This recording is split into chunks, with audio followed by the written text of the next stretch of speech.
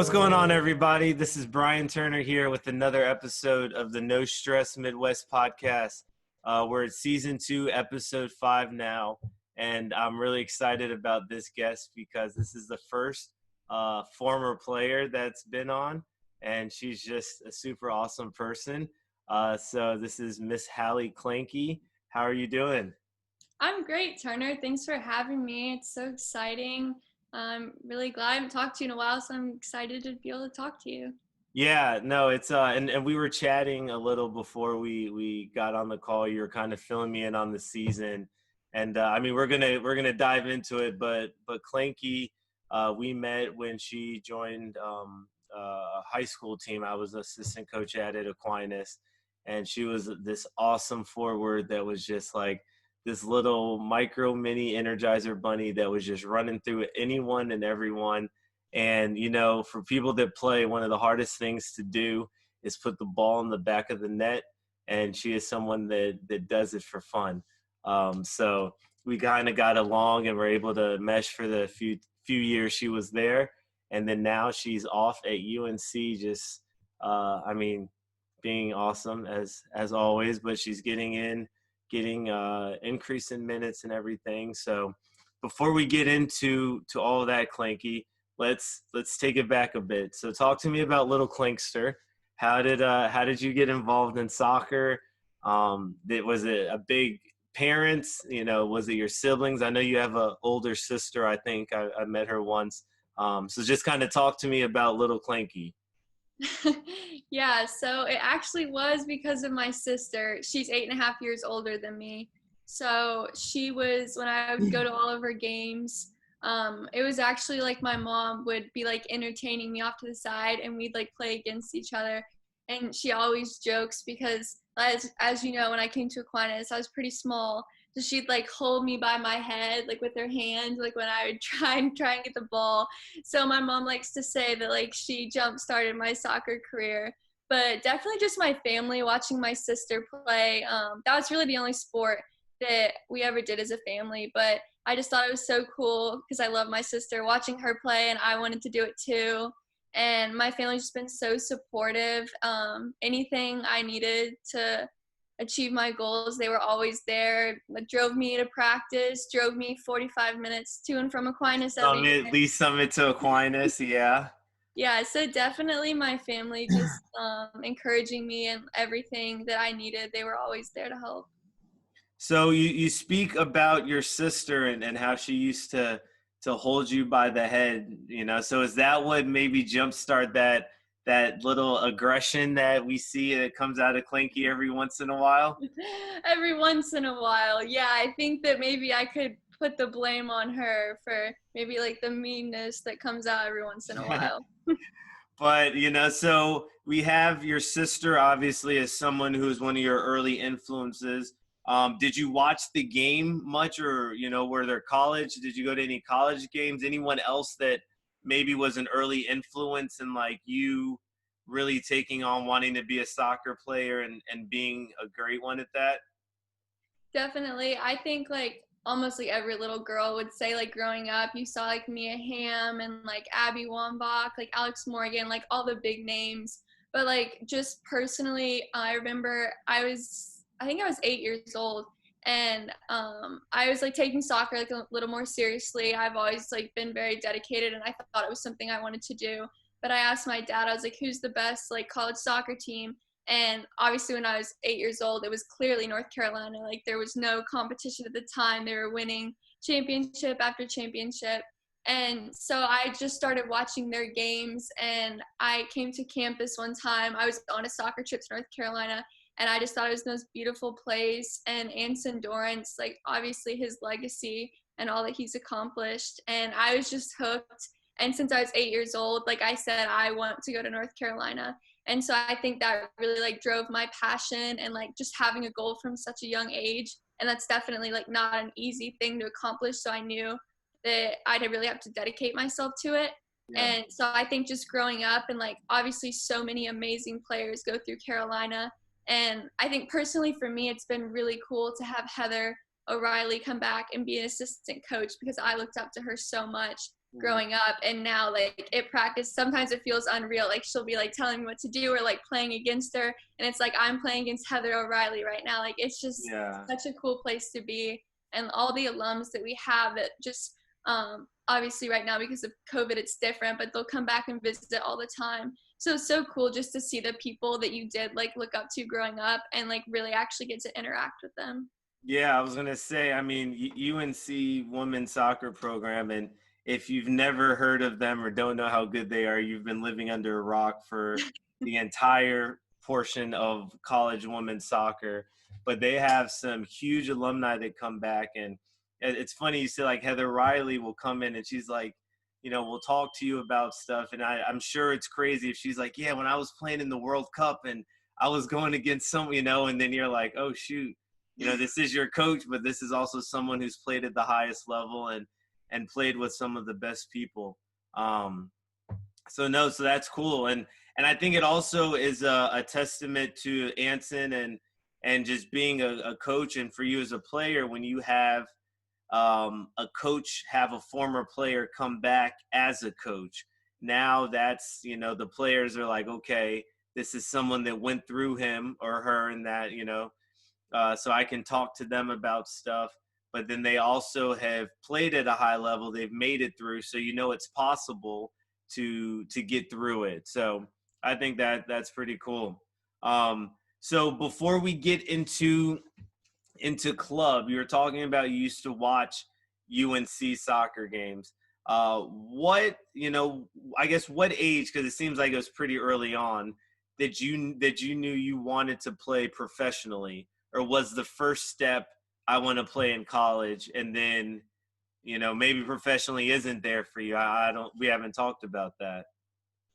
Yeah, definitely. I think because I was so invested in soccer at such a young age, I think like if you talk to most soccer players like who are now playing collegiately, they would say like, yeah, of course, like I wanted to be on the national team, like everything like that. And like growing up, that was definitely a goal of mine. And I wanted to play professionally, and I still do. I would love to have the opportunity, whether it's in the NWSL, that would be really exciting to me because I obviously to play in front of my family at home and all the people who've helped me, but also like internationally as well. I think it's just such an opportunity to like be able to see a different culture, like see how different parts of the world like train and just stuff like that. I think it would be really interesting, so I wouldn't be opposed to that at all. A lot of girls who come through our program will go international for like a few years after, just to like have the experience. So I think that's something, especially like I think Anson's done such a good job setting up connections like all over the world. Like he just makes that like a real priority because he knows so many of his players have the desire to go pro. So he just tries to like establish as many connections as possible. So I'm really like looking forward to post college seeing where I end up and just What happened? Yeah, well, I'm just as excited to see what happens and where you end up as well.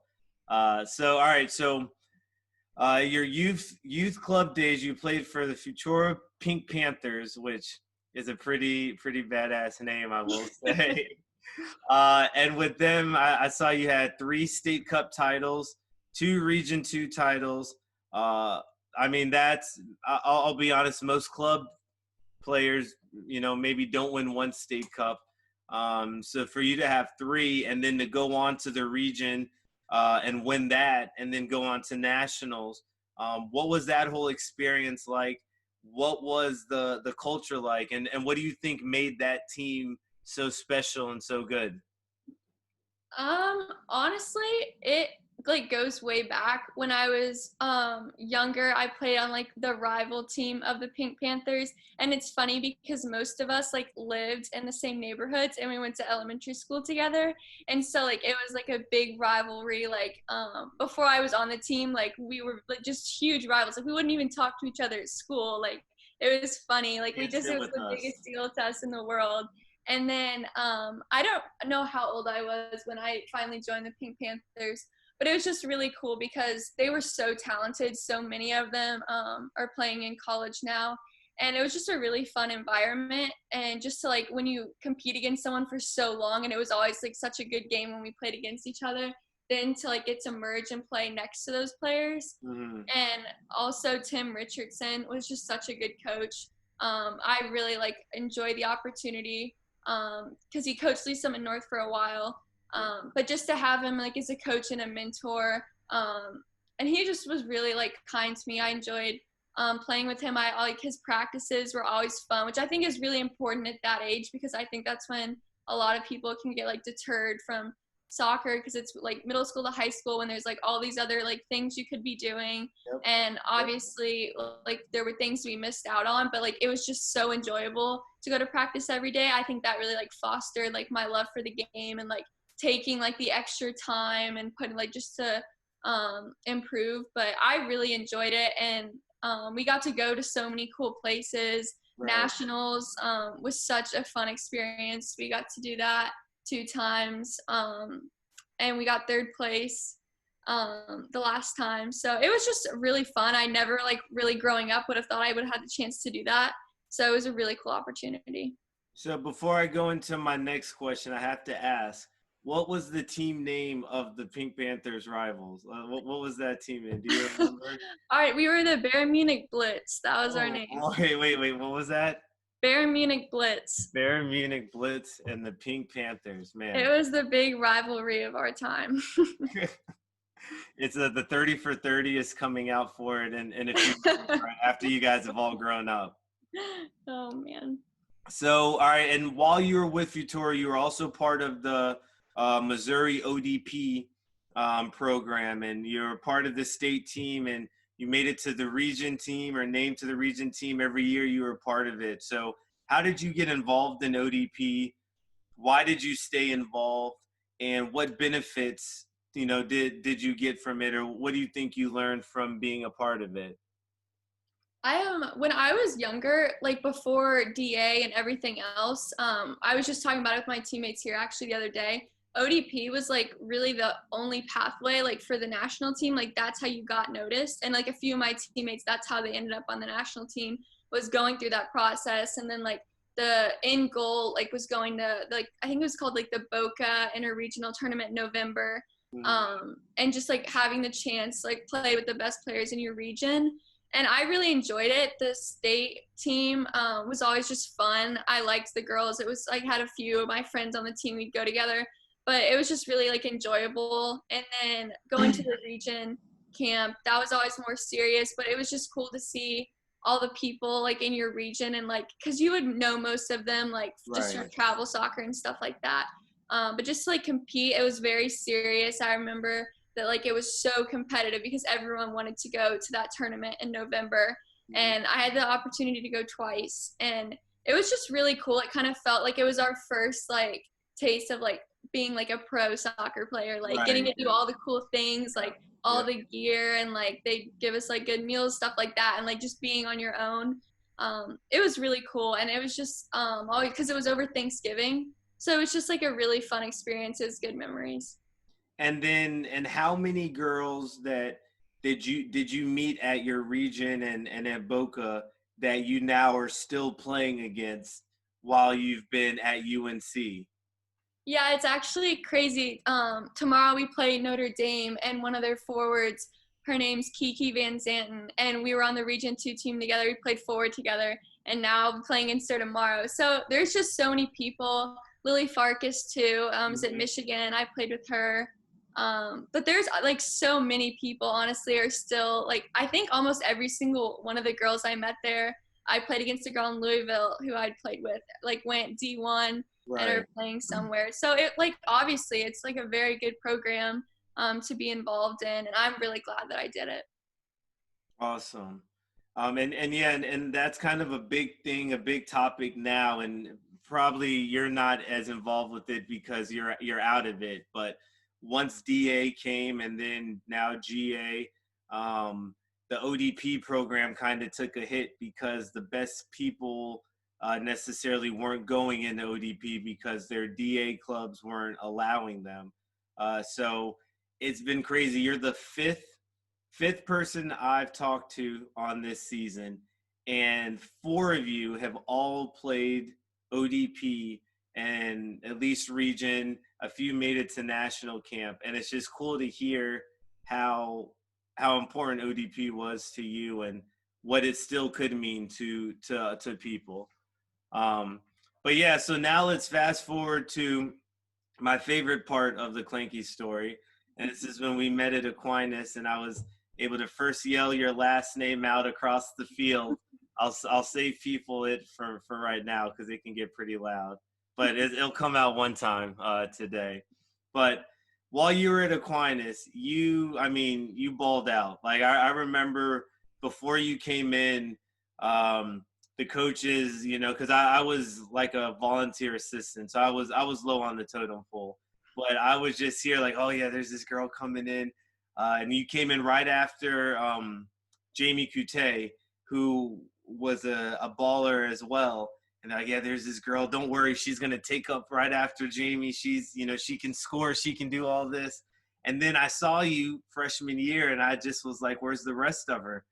I was kind of confused, but as soon as the ball touched your foot, it was lights out. And in the 2 years there, you had 37 goals, 34 assists, second team All-American, EKL first team, EKL forward of the year, all Metro. You were just racking up awards. This was your freshman and sophomore year. So just kind of talk to me.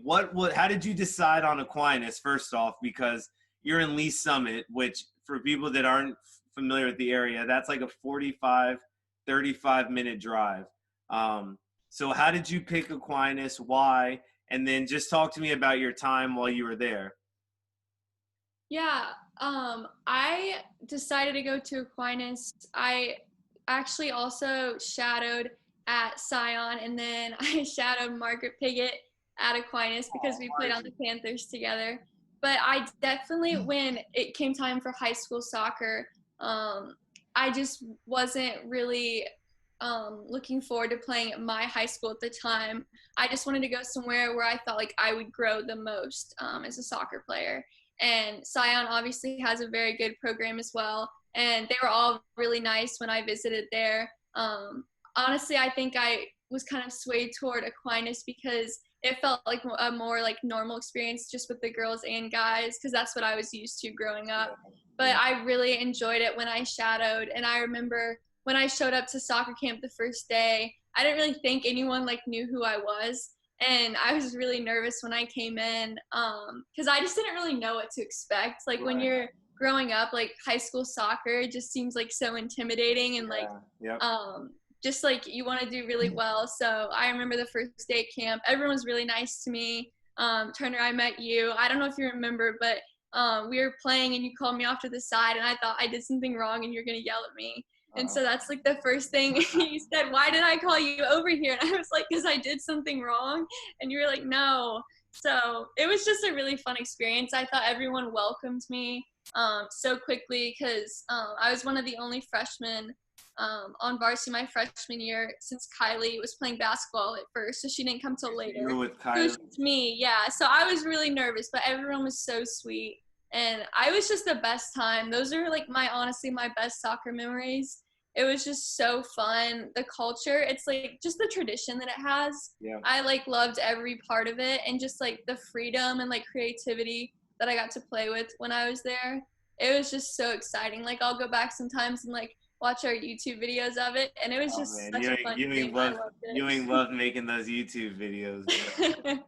Love those things. You a student that's struggling a little bit with the hybrid and virtual learning and looking to get just a little more help academically? Or are you a parent that has a child who's struggling to keep that same level of discipline and rigor that they had in the classroom at home? If any of these apply to you, check out No Stress Midwest Education, an academic tutoring service where we offer both in-person and virtual tutoring.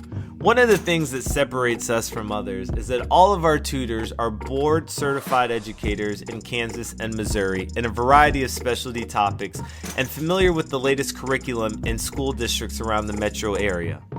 We are passionate about helping students achieve their goals in the classroom and also committed to helping students build the necessary skills and tools they will need in the future to succeed on their own. Our team follows the latest guidelines from the CDC. We require masks for all in-person tutoring to protect both the student and the tutor. Our tutors will either travel to your home or meet at a predetermined location to conduct all in-person tutoring sessions. All we need is a space for learning, and we're ready to go. At No Stress Midwest, we truly believe in developing the well-rounded student athlete. No Stress Midwest does not tell you what to think, but teaches you how to think. No Stress Midwest Education, an academic tutoring service. For more information, visit www.nostressmidwest.com/education. Yeah, well, I think honestly and I was listening to, how you chose Aquinas, and I honestly think why you picked it was because you shadowed Marge. Now, Margie is not the biggest person as well, so I think that I don't know how big the shadow was that you casted there, but Marge is awesome, and I think she's honestly one of the best people that you could have shadowed. And it's funny because then I think it was your freshman, maybe your sophomore year, when you two, Marge assisted you for the goal that they got us to like the regional finals or something. So against Lansing. That was a really bad game. That was a really bad. that was such a fun ending. I remember that. Marge, she's such a good soccer player, such a good person. I loved Margie, and definitely she just has such a great personality. I think that's what like kind of made it feel like home. Like she introduced me to everyone. But just the soccer side of it too, like I knew, because I wasn't committed yet at the time, but I wanted to go to North Carolina, which is one of the main reasons I was looking for like a school that was really serious for soccer. Just because I wanted to be like at the best place possible. And I think I definitely made the right choice. I like loved every second. I would not change it at all. I loved playing DA, but I also would have loved to get to finish my time at Aquinas. But I think it all happened the way it was supposed to, but it was just a really fun experience. Well, and I'm glad you brought up the DA thing, because that was exactly what I was going to transition into. But so Klanke, you were at Aquinas for 2 years, freshman, sophomore year, and then you joined the newly formed DA program. Now, I mean, so kind of what was your reasoning behind it, and since, because I believe before you left Aquinas that you had already committed to UNC, correct? Yeah, I committed going into sophomore year. So the summer so you were committed, and you still played one more year at Aquinas, and then DA forms, and then you go and play DA. So what was kind of your reasoning for wanting to do that? Yeah, it was definitely a hard decision, and it kind of seemed like DA like came out of nowhere almost. I wasn't like really expecting that at all. And it's hard just because like what do you do there? Like you never know. You don't like it since it was so new. But it really just seems like most of the girls who I had played with during club before, like that was the route they were taking. And it's hard just because it's like you kind of have to stay like with the group on that, just because of like the way like colleges recruit, and like if you want to get noticed for a national team. So it kind of seems like that was just kind of the way like the tide was going at the time. But also I was just had like started thinking about graduating early and coming to UNC, and when I had talked to the administration at Aquinas, they said like we don't let people do that at all, like that's just not the way their curriculum's set up. Like, which makes sense since it's a private school. They can't be as flexible with things, which I understood. But since that was something I was interested in, I just wanted to have the option. And so like there was also, I was like, well, if I can't play soccer, possibly if I'm going to go to DA, and then I also had the desire to graduate early, it just to me made sense at the time to do that. Right. And that makes sense, where it's coming from an education thing, really. If you want to graduate early and they're saying you can't graduate early, but there's a school that lets you, I mean, that's kind of, I think, a no-brainer in that case. So while you were in DA, though, you were the second leading goal scorer in your division, and you had the goal of the year, right? So I don't know what the goal of the year was. I could not go that deep into Klanke's file to find that video.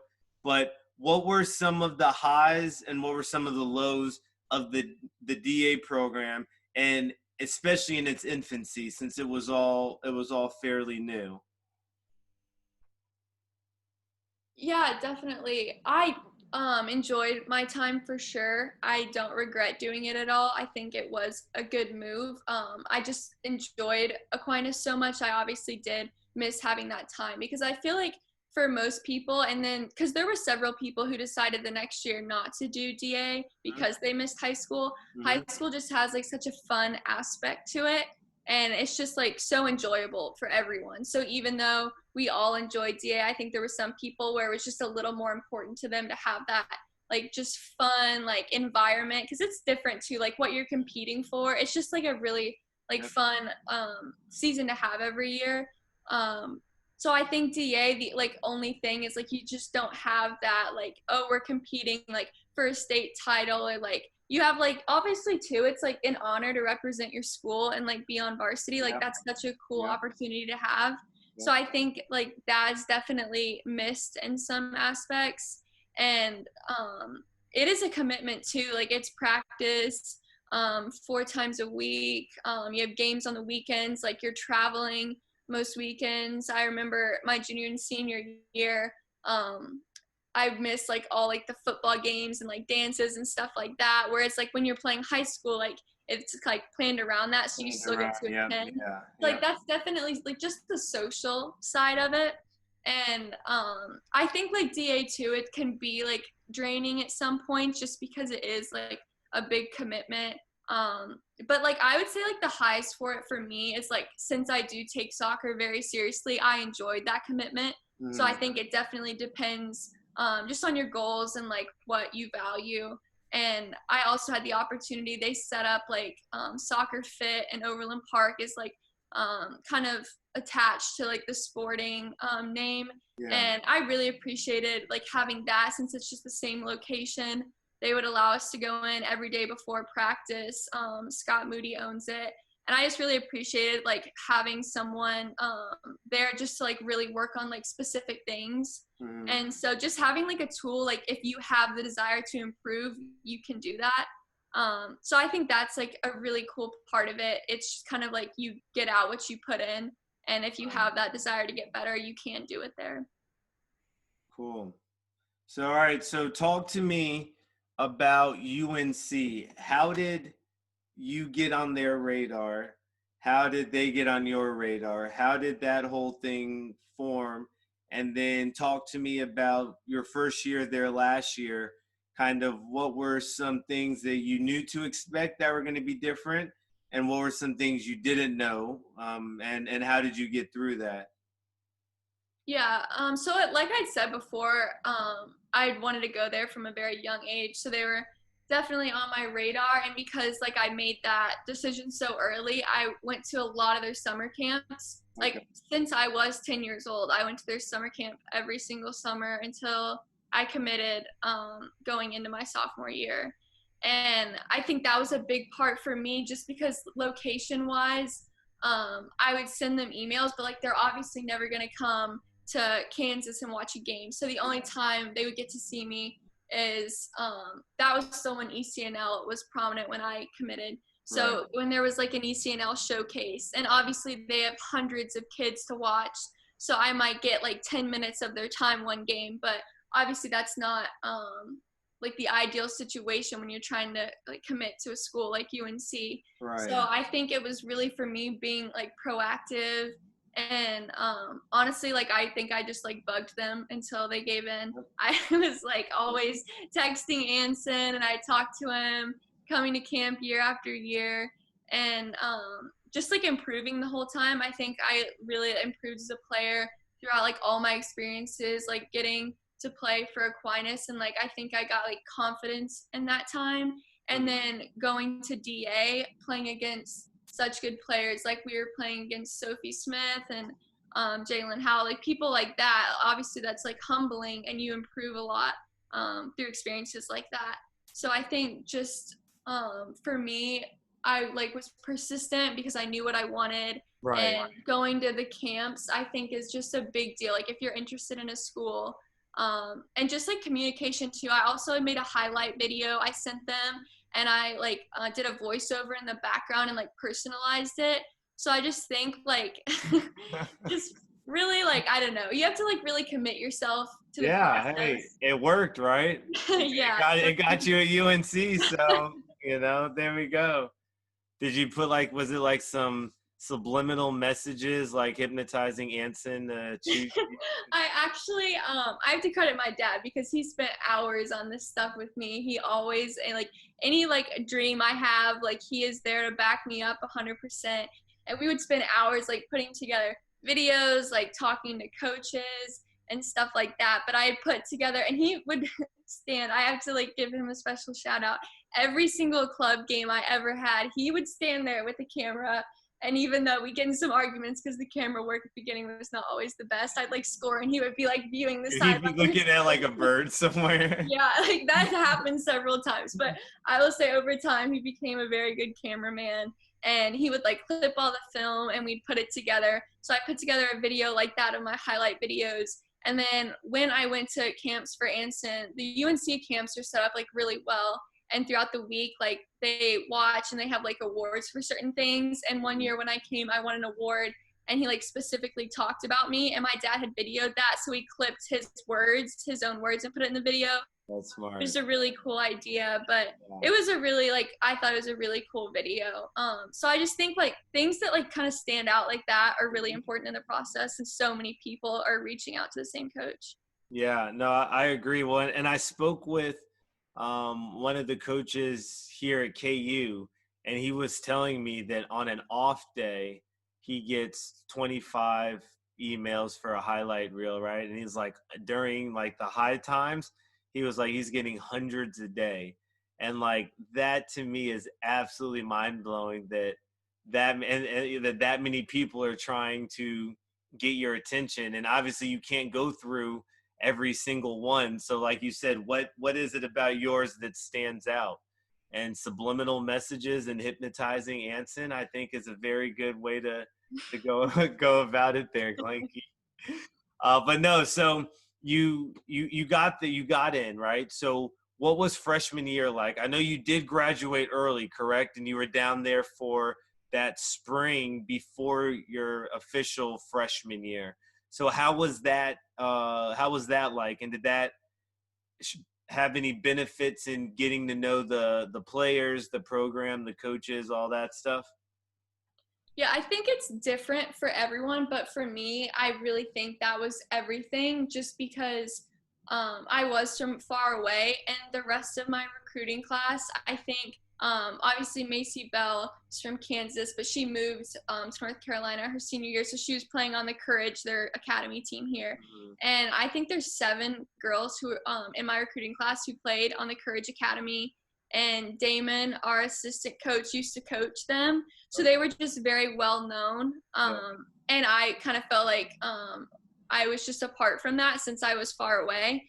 And so I think coming in early just gave me the opportunity to like show like what I was all about, because obviously they really didn't have an opportunity to see that much of me. They'd see me like once a year.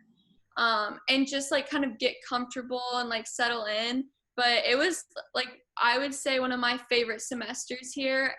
Our spring, I think, may be different than like other schools. Some schools like use it more as like a recovery time, and like we definitely go after it. We have like several scrimmages against pro teams, which is such a cool opportunity. I think like that's one of like the advantages you get to coming to a school like UNC. Like obviously those pro coaches are watching you, so just like to put yourself in their minds early.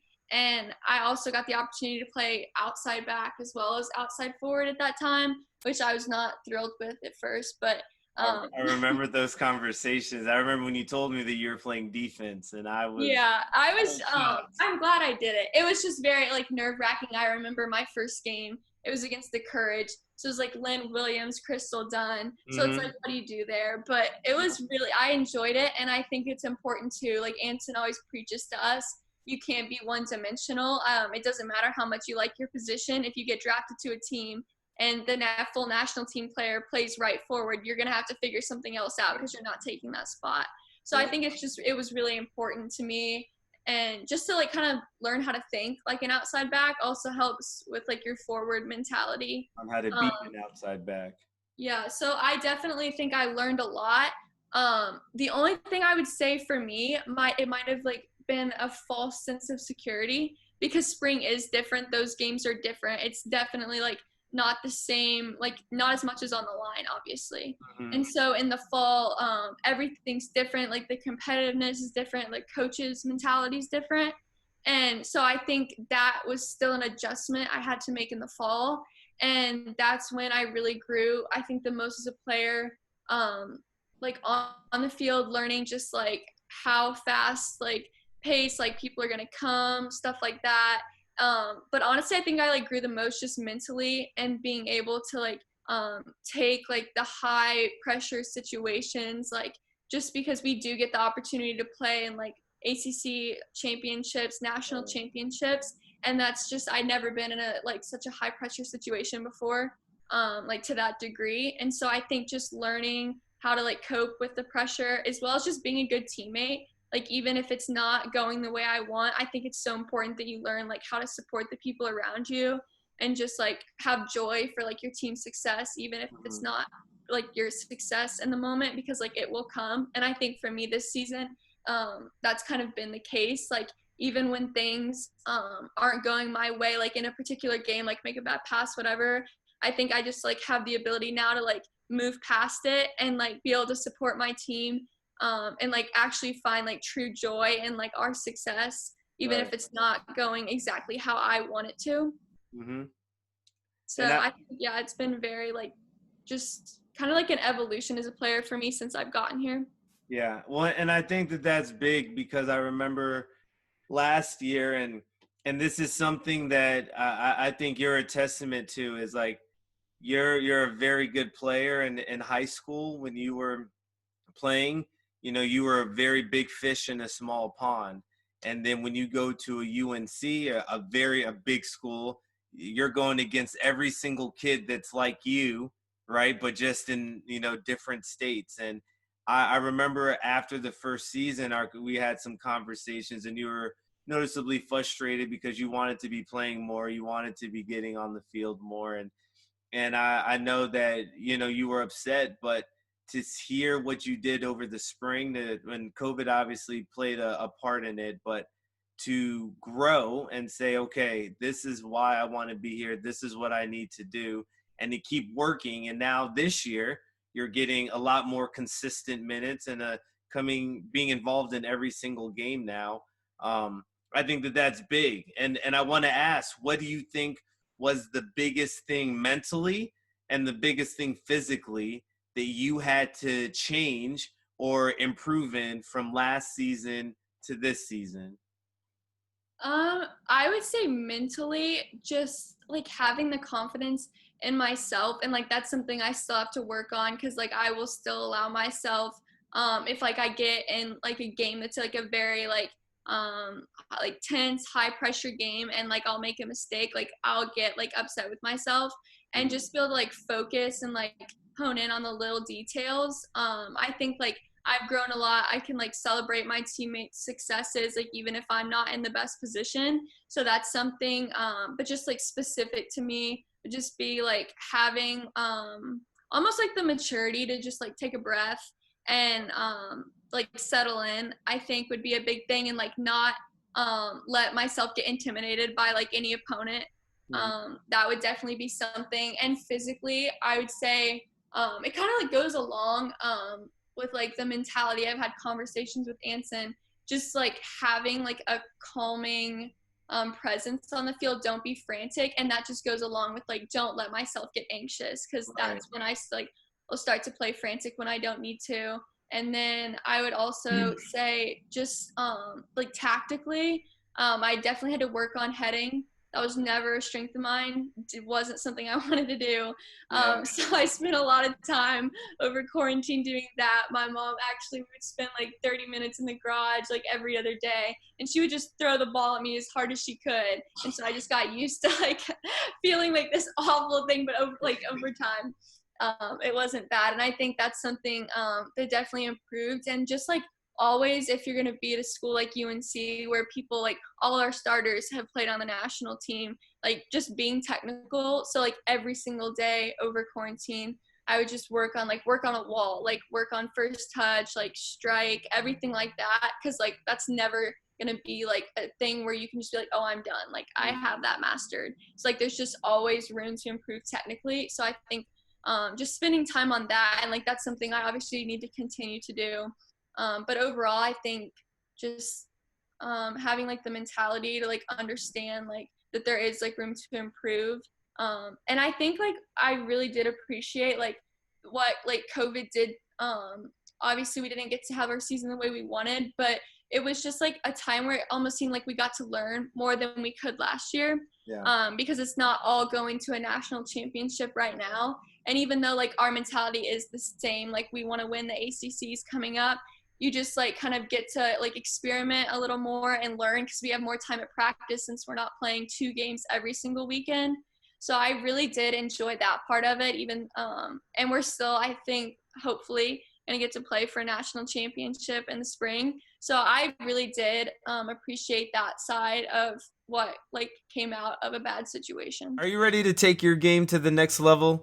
Trust the process and sign up for No Stress Midwest training today at www.nostressmidwest.com/training. No Stress Midwest primarily offers training for soccer players on the individual, group, and team settings of all ages and skill sets. Our training is customized for the player, and our goal in doing that is to continue to grow the love of the game, build a personal desire to want to develop, and create the chance and choice for the player to play at the next level. We have developed a unique solution here at No Stress Midwest Training, showing our clients that you can have fun while still getting better. By creating a unique training environment customized to the player, we feel that not only are we able to get the most out of the individual by creating a no-stress environment, but we are also teaching them fundamentals that they can carry off the field and apply in their everyday life. Visit our website at www.nostressmidwest.com/training and sign up for your first session today.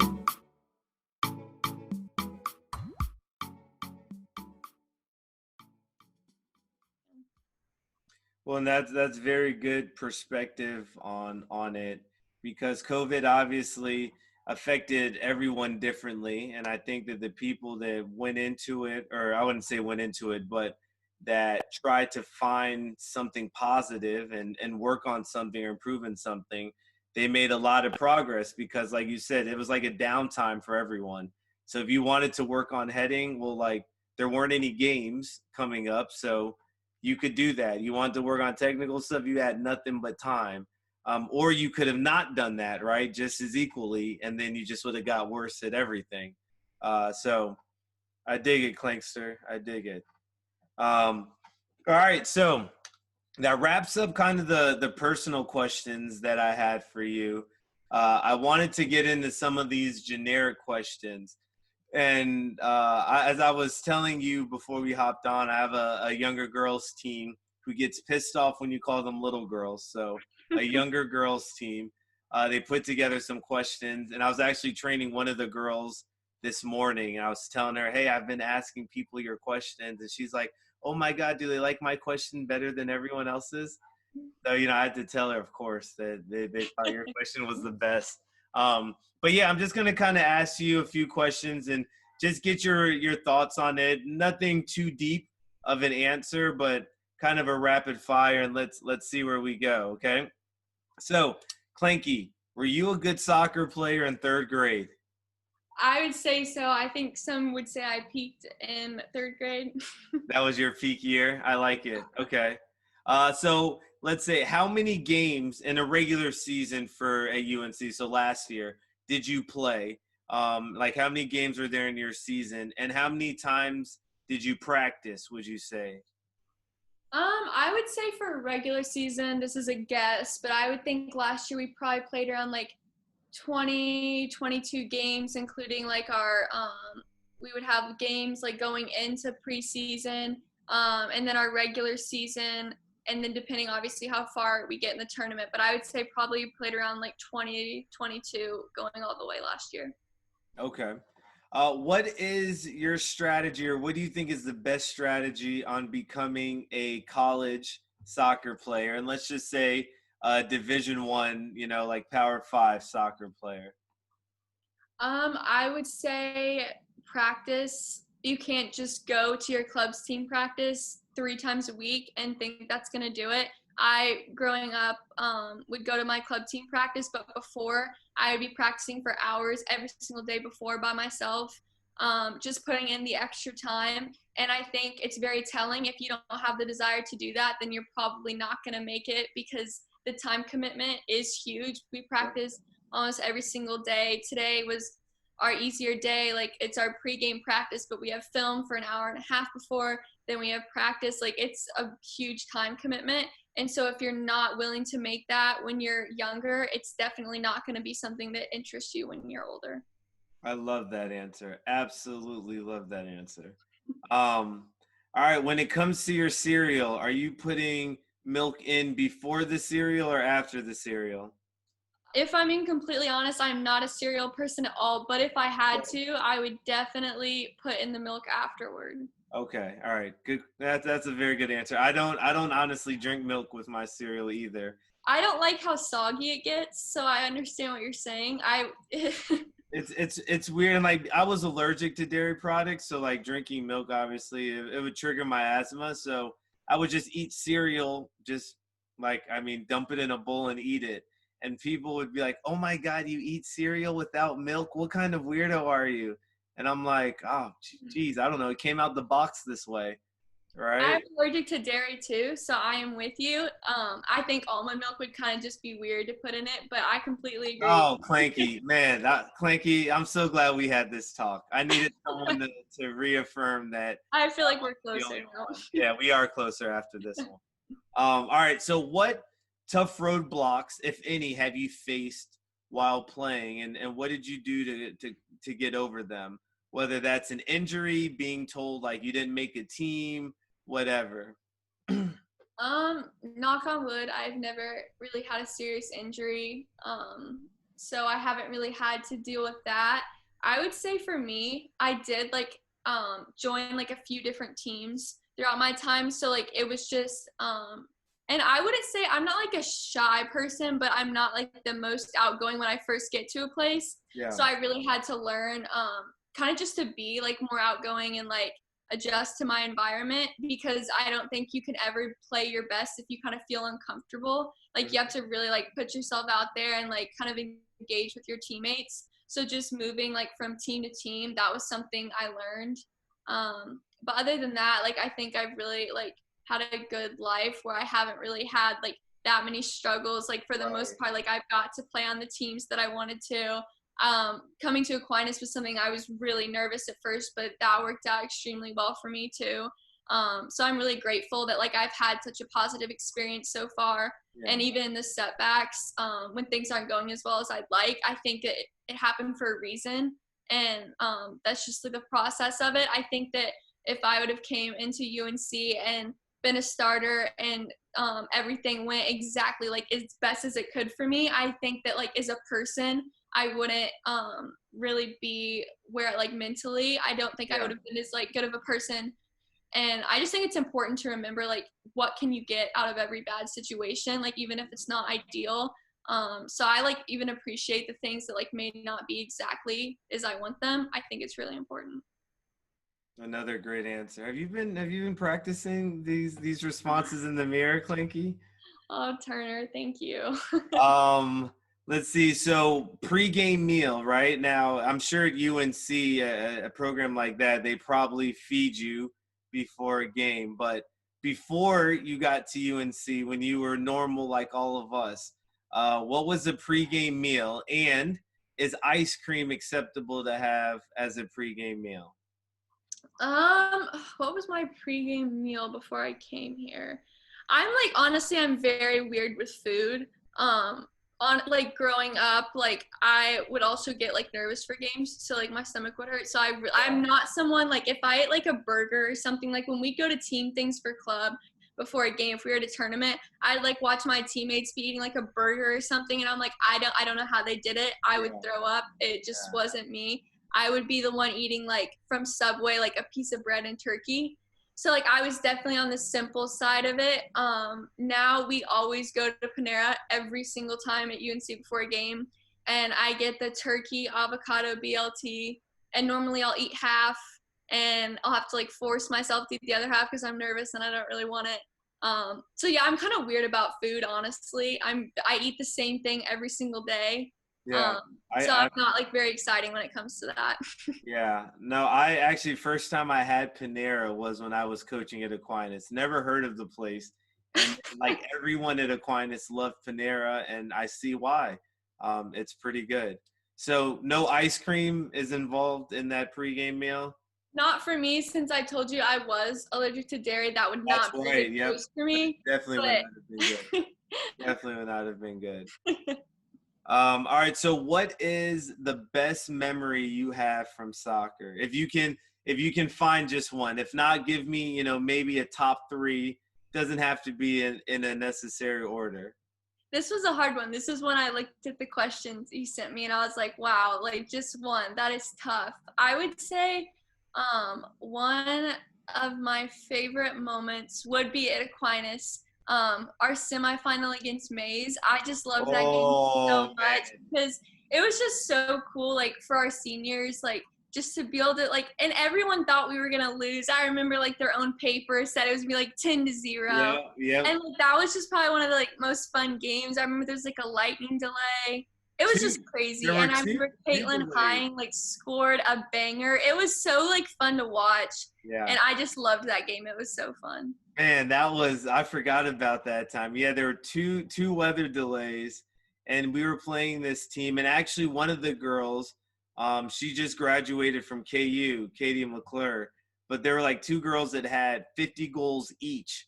And like I thought Klanke did good with 34 goals in 2 seasons, and it was one season. Like 2 girls had over 50. They like scored 150 goals. We were supposed to get destroyed in that semifinal game, and I think we beat them 3-1. And it was a PK that we gave up. But didn't you score? You scored 1 or 2 maybe, and then Caitlin scored 1, I know for sure. Yeah, I remember I scored 2 that game because I thought, because it was at the beginning, like it was, and they were kind of weird goals too. It was just like the funnest game, and like how our seniors stepped up that game. I just thought it was so cool. Yeah, because that was your freshman year, right? Because then we won the final like 5-0. And that was against like I remember or something. Ellen Loafman scored, and I remember like seeing the joy on her face when she, good times. All right.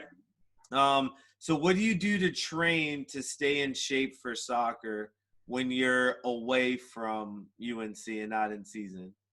Yeah, so over quarantine, that was definitely hard just because it was such an extended amount of time. Because like the one thing that I really like, one of the things that I really love about our program is like during the season, we do not like run. Like we will never at practice get on the line. We do all of our conditioning through like stuff with the ball practice. We'll do like we call it like our hard days. We all dread them. We have one coming up this week since we have a while, but it's like 1v1 day is what you call it. So you have 1v1s and like you go against someone for a minute, and normally we'll do 4. It's not that bad. It's just so competitive. And then at the end you call out your scores. Like you don't want to be the one that's like, oh, I was 0-4. Yeah. So it's really competitive. And then like that same day we'll do like 2v2s, 4v4s, 8v8s. So it's just like you get all of your fitness in with the ball, which is something I really love because I think like that's like what I need to like get better is technical stuff. But when I'm on my own, every summer we call it an summer almanac, and basically it like fills out every single day for us. It kind of like gives you suggestions, and like Anson says, like, you don't have to follow this exactly. He'll give it to us and say, you don't have to do one page in this, but I'll tell you right now, I'll know exactly what you did when you come back the first day of practice. It's like, it's very clear, like who followed it. So it just basically gives you an outline of what you can do. But I usually try to run 3 to 4 times a week. Normally it's 4. Sometimes it's 5 because I'm a bit of a head case, and I tend to overtrain and then make myself tired. But I would say a normal week we'll do something called Eurofit, which is you have like 2 cones. You can put them how, like, it's a range of like 70, 85 yards apart. I try and usually go 80 at a minimum. And you have 15 seconds to make a sprint down. You get a 15-second rest, 15 seconds back, and that's continuous. And so you can do like 2 sets of 8, 2 sets of 10, like stuff like that. Once a week, I try to do a long run just like for enjoyment, because I like to run. For enjoyment, a long yes. run for enjoyment. Jeez. Man. Okay, that's where you lost me, Klanke. That's where I think we hit a fork in the road and we went 2 different ways. I convinced myself I enjoy it. I don't know, it wouldn't be my idea of a good time, but I try. You like it now. Okay. All right. And then I guess the final thing I kind of want to ask, and this is something that I enjoy hearing from the players, but what kind of goals do you set for yourself before every season? And how do you hold yourself accountable to those goals, right? Are they like black and white goals, like I want to play every single game, I want to start, or are they more grayish goals where it's like, hey, I want to make sure that my fitness increases and I'm one of the top 4 fittest people on the team, or, you know, whatever that is? Kind of talk me through that. Yeah, I think for me, it's kind of hard because I've had to learn that like control what you can control, is it's hard to set goals and then almost, it's like not like you're setting yourself up for failure, but if you can't really control the outcome of some things. Yep. So it's like, for me, I try more, I like talk to my dad about it, like set a goal for a game, like I'm going to sprint every single second I'm out there. So it's like, I play 1 minute, I play 30 minutes, like I'm going to be able to achieve that like in the time that I do, instead of saying like, I'm going to play 50 minutes today and then be really upset when that doesn't happen, when that's not necessarily something I can determine. And we also have like GPSs that we wear. So I get data back from every game, so I can see like my sprints, high speed running, distance covered. So it's like, maybe I didn't like get to play as much as I wanted that game, or I missed a shot or that, because I can always say, yes, my finishing needs to be better. Like that's very clear when you look at stats and like watch film. But I just like try and set goals where it's like more effort based, not like talent based. Result based type thing. Yeah, so I try and do things like that just because I did learn my freshman year, like it can kind of make you crazy if you set a goal that's not something you can affect. Yeah, I think that's a good point. And I think that's something that a lot of younger people need to know is, you know, when we set those goals right before every season, you know, you want to win state, you want to win the conference, you want to win this, that, but it's like, you know, yeah, we can work really, really hard to win state, but we could also then have like 5 people get injured and then we lose. And then does that mean the whole season is a loss? So being able to have those goals that are manageable, I think is key. All right, Klanke, we're now on to the final part of the podcast, and this is the Dream 5-a-side. Now, I kind of spoke with you a little bit about it, but what we're going to do is we're going to have you pick 4 other people that you've ever played soccer with, ever in your life, to be on your Dream 5-a-side team. You must include a goalie. I'm sick of people leaving goalies out. Put your keeper in there. Give her a hug. Let her know you love her. And then you're going to pick you plus another 4 of a dream. So whether it's a Heather O'Reilly or whether it's a Rose LaVille or Mia Hamm, anyone that you'd want to play with.